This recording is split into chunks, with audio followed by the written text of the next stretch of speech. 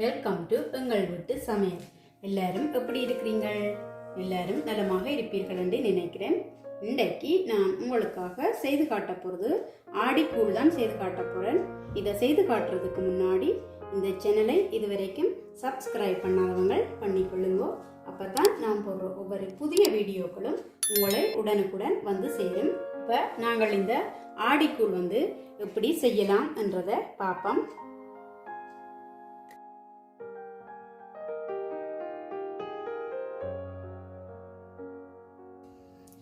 இப்போ நாங்கள் ஆடிக்கூழ் செய்கிறதுக்காண்டி நான் 2 டேபிள் ஸ்பூன் பயறு எடுத்து வச்சிருக்கிறேன்.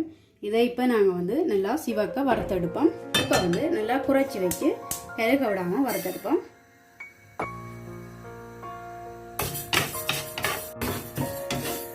இப்போ இந்த பயரை நல்லா சிவக்க வறுத்தாச்சு. இதை நாங்கள் இறக்கி எடுப்போம்.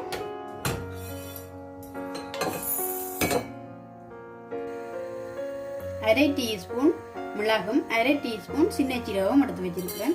இதையும் இப்போ நாங்கள் நல்லபடியாக வறுத்தெடுப்போம். இதையும் இப்போ வறுத்தாச்சு. இதையும் நாங்கள் இப்போ இறக்கி எடுப்போம்.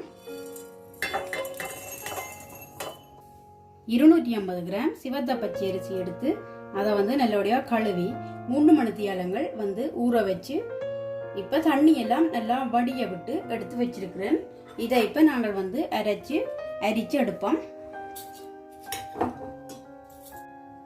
இப்போ இந்த மாவை அரைச்சி எடுத்தாச்சு. சின்ன கண்ணுள்ள அரிதட்டால அரிச்செடுங்கோ.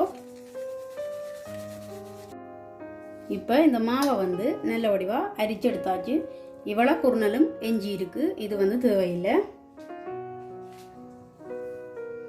இப்போ இந்த அரிச்செடுத்த மாவுலேருந்து அரைவாசி மாவை புறம்பா எடுத்து வைப்போம்.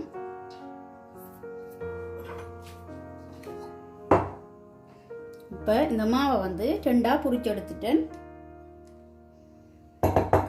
இப்போ இந்த கலவைக்கு தேவையான அளவு உப்பு சேர்ப்போம். நான் அரை டீஸ்பூன் சேர்த்துருக்கிறேன். இதை நல்ல வடிவாக கலந்து விடுவோம். உப்பை போட்டு நல்ல வடிவாக கலந்தாச்சு. தண்ணியை நல்ல வடிவாக கொதிக்க வச்சு எடுத்து வச்சிருக்கிறேன். இப்போ இதை நாங்கள் கொஞ்சம் கொஞ்சமாக விட்டு இடியப்பத்து குழைக்கிற மாதிரி குழைச்சி எடுப்போம். இந்த கலவையை இப்போ நாங்கள் நல்ல வடிவாக குழைச்சி எடுத்தாச்சு. தண்ணியை கொஞ்சமாக விட்டு குழைங்கோ. ஏனெண்டா கிணக்க தண்ணி உடனே விட்டுறாதீங்க. விட்டால் களியாகிடும். அதனால் கொஞ்சம் கொஞ்சமாக விட்டு குழைச்சிடுங்கோ. இப்போ இதை நாங்கள் இப்படி சின்ன உருண்டையாக பிடிச்சிட்டு இப்படி தட்டியும் எடுக்கலாம். இல்லாட்டிக்கு சின்ன சின்ன உருண்டைகளாகவும் பிடிச்சி எடுக்கலாம்.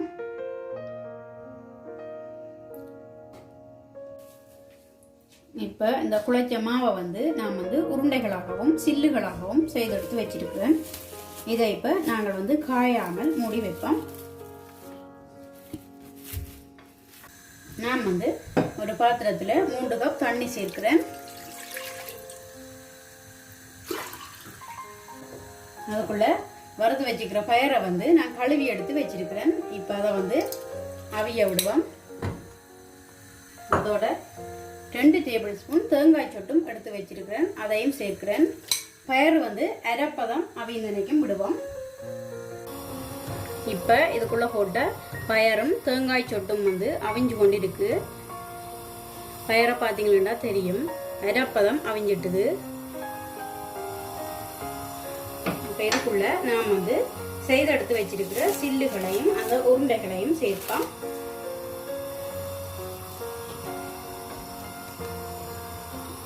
சேர்த்துட்டு இதை கிளறாதீங்கோ. இப்படியே கொஞ்சம் நேரம் விடுங்கோ. இப்போ இந்த சில்லுகளையும் உருண்டைகளையும் போட்டு 5 நிமிஷம் ஆகிட்டுது. பார்த்தீங்கன்னா தெரியும், கரையில் எல்லாம் அவிஞ்சு கொண்டு இருக்கு. நாங்கள் உடனே ஹாப்பியால் வச்சு கிளறினா எல்லாம் கரைஞ்சி போயிடும். கொஞ்சம் நேரம் விட்டுட்டு கிளறினா ஓகே இருக்கும். இப்போ இதுக்குள்ள நாம் 200 மில்லிலிட்டர் கட்டியான தேங்காய் பால் எடுத்து வச்சிருக்கிறேன். அதில் முக்காவாசியை சேர்க்கிறேன்.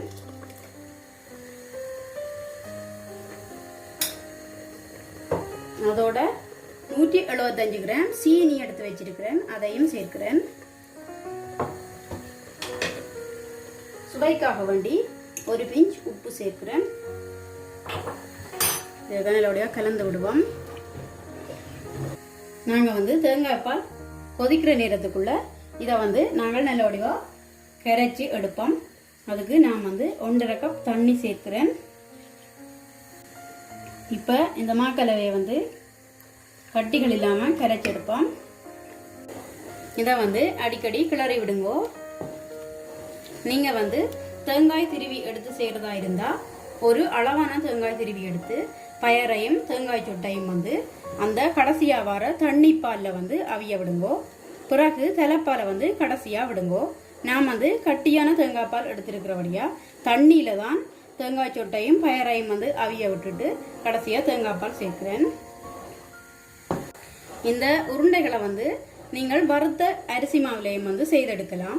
ஆனால் நீங்கள் வந்து அரிசியை வந்து ஊற வச்சு அரைச்சி அதை வந்து உருண்டைகளாக பிடிச்சி செய்கிறது வந்து இன்னும் நல்ல சுவையாக இருக்கும். இப்போ இதுக்குள்ளே போட்ட அந்த சில்லுகள் பயறு எல்லாம் வந்து நல்ல வடிவாக அவிஞ்சிட்டுது. பார்த்தீங்கன்னா தெரியும், பயரெல்லாம் நல்ல வடிவாக அவிஞ்சிட்டுது.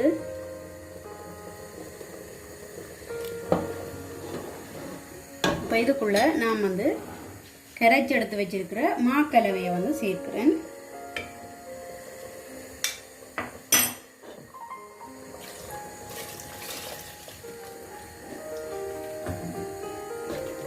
அதோட மிச்ச தேங்காய் பாலையும் வந்து இதோடய சேர்க்கிறேன். இதை கலந்து விடுவோம். இப்போ இந்த கலவையை பாருங்க, பார்த்தீங்கன்னா தெரியும் நல்ல வடிவாக இறுகி வந்துட்டுது. உங்களுக்கு தண்ணி தன்மையாக வேணும்னு சொல்லிட்டோன்னா இன்னும் கொஞ்சம் தண்ணியோ இல்லாட்டிக்கு பாலோ சேர்த்துக்கொள்ளலாம். ஆனால் ஆடிக்கூழ் வந்து இப்படி நார்மலாக இறுகின மாதிரி தான் இருக்கும். இப்போ ஒரு கொதி வந்துட்டுது. இதை நாங்கள் வந்து இனி அடுப்பை வந்து ஆஃப் பண்ணுவோம். இப்போ இதுக்குள்ளே நாம் வந்து வறுத்து அரைச்சி வச்சிருக்கிற மிளகு சீரகத்தூளில் வந்து 1/4 டீஸ்பூன் அந்த அளவில் சேர்க்கிறேன்.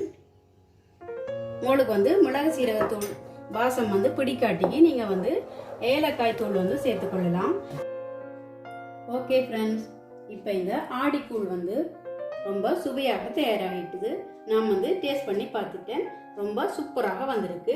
கண்டிப்பாக நீங்களும் இந்த முறை வர ஆடிப்பிறப்புக்கு வந்து இதை மாதிரி ட்ரை பண்ணி பாருங்கோ.